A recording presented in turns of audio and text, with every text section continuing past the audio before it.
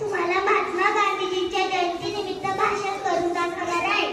जीवन जगले देशासाठी, देश होता त्यांचा प्राण. जीवन जगले देशासाठी, देश होता त्यांचा प्राण. स्वातंत्र्य केली भारत माताने गांधीजी फरमान. स्वातंत्र्य केली भारत माताने गांधीजी फरमान. आदरणीय व्यासपीठ मान्यवर